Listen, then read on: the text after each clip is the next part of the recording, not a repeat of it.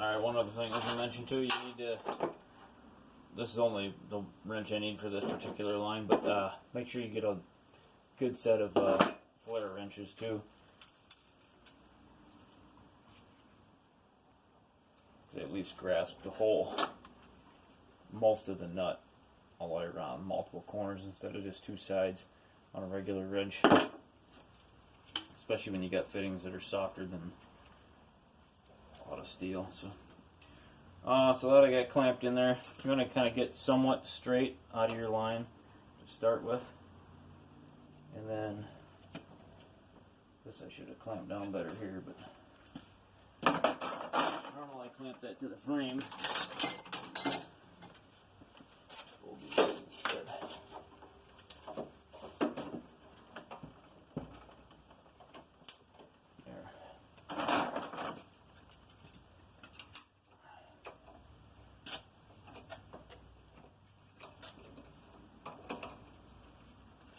Sometimes that end turns out a little bit.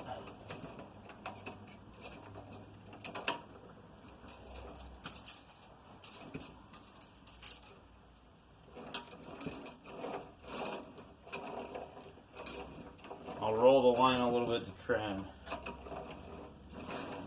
straighten it out multiple directions there too.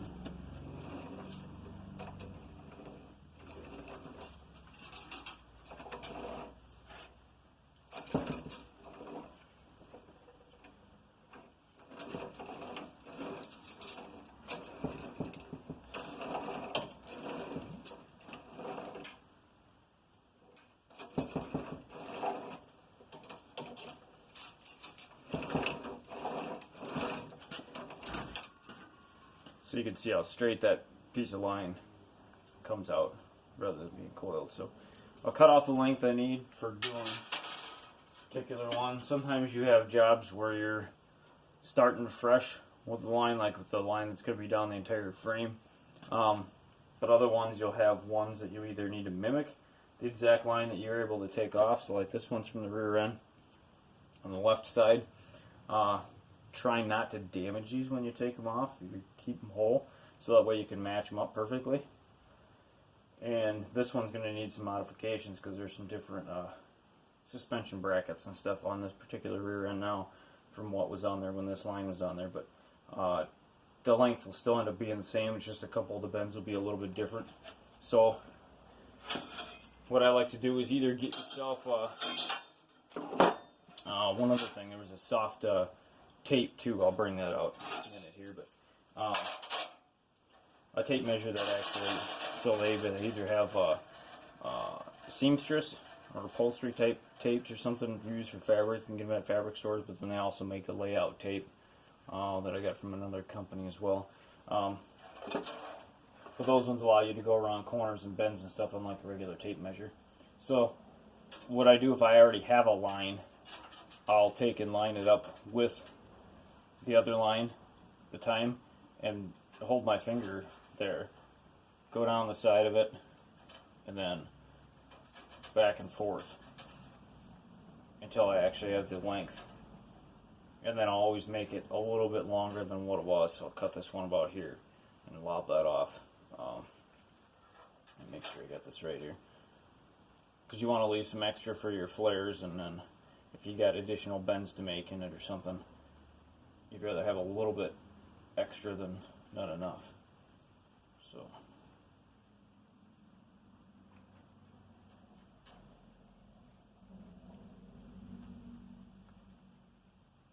or if you forget to put a fitting on, like I've done several times, then you have to recut it and reflare it.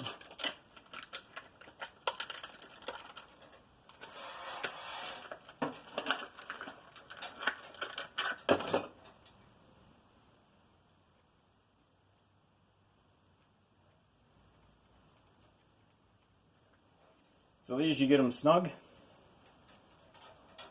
rotate it around, go a full couple of revolutions, and then just a little bit of a turn until you feel resistance in there. And then it'll loosen up a few more. Slight rotation, I guess.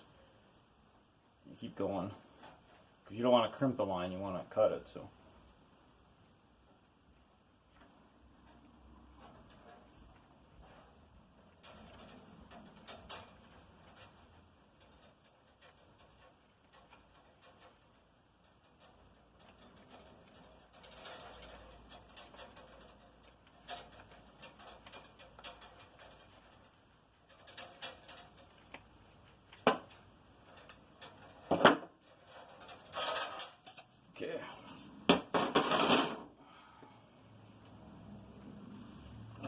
So then you want to deburr these things too here. So, I want the outside end.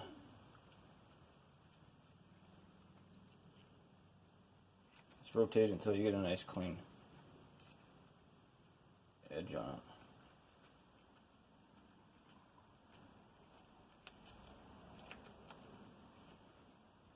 And you can see that burr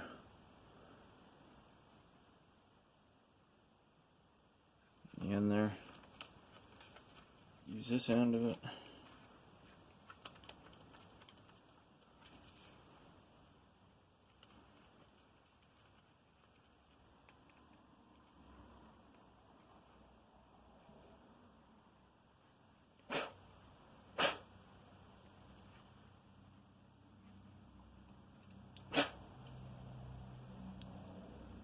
You can see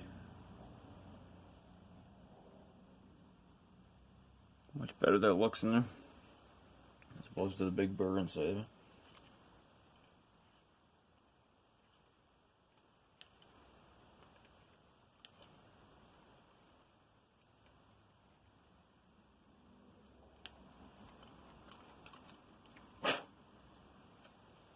Okay.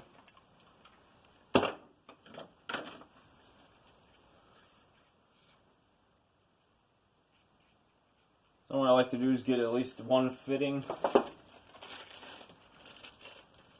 on. You don't have to put it on yet, but get the fitting out you know you need.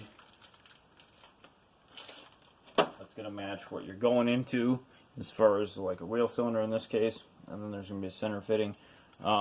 Make sure you get the right size. Normally they come with them, but this is a 3/16 and then 3/8 by 24 fitting there. So what you do is you flare this end first, and you can slide this down from the opposite end since you have it straight yet, and then drop it down to the other end, and then start making your bends from this point and work your way that way. And always leave yourself enough straight end down here to get the flare and the fitting on this end as well before you make the bends in that way. And you can also put both fittings on if you wanted to, and then make all your bends too, and just tape the one end down there so it doesn't move back on you. But so for this one, we're going to need 3/16, so we need a set of dies. Unscrew this to accept them. This line here for a second.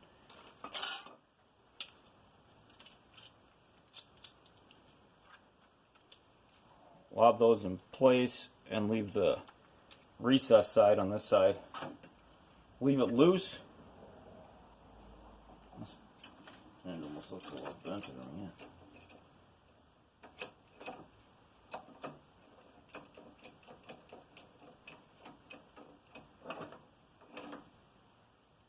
Better.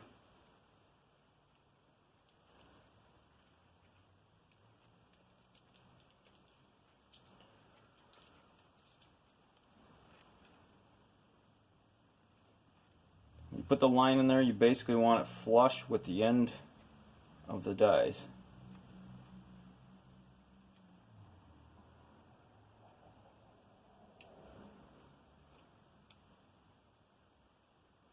And then clamp this down. You want this pretty tight because otherwise it can push back your line if it doesn't clamp it all the way, and then pushes it back and it forms a flare on it. So next you want your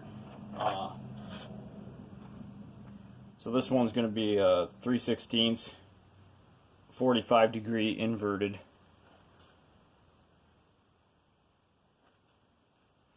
And you'll put that in there. I got to unscrew this a little bit because it was screwed in to fit in the box. So unscrew this so you can fit this form in there, and then tighten the hydraulic thing.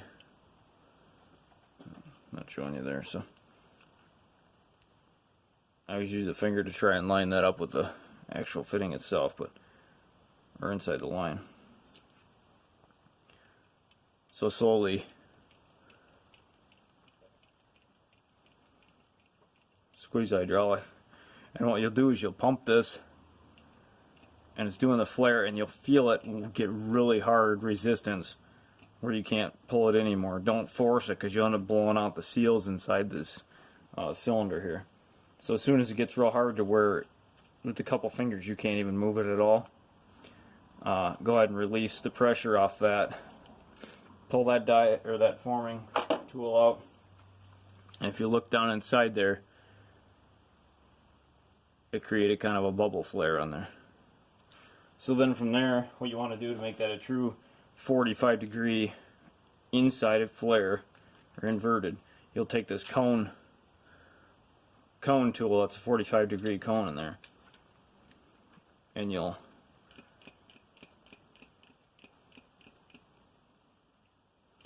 take and do the exact same thing with that, and you'll stop when it gets really hard resistance where you can't just gently squeeze it. Take the fitting out, undo your die clamp. These I usually just let pop out.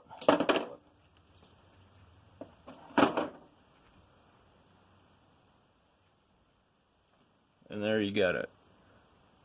A nice 45-degree inverted flare.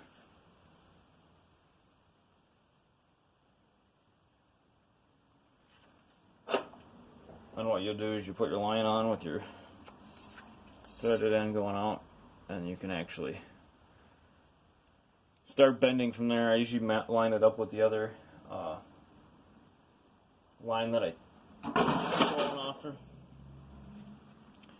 I'll hold it up there, hold my fingers, make my bend in there, or you can use tools for it, and just follow that all the way down till you get it exactly what you want. And then go ahead and flare this opposite end.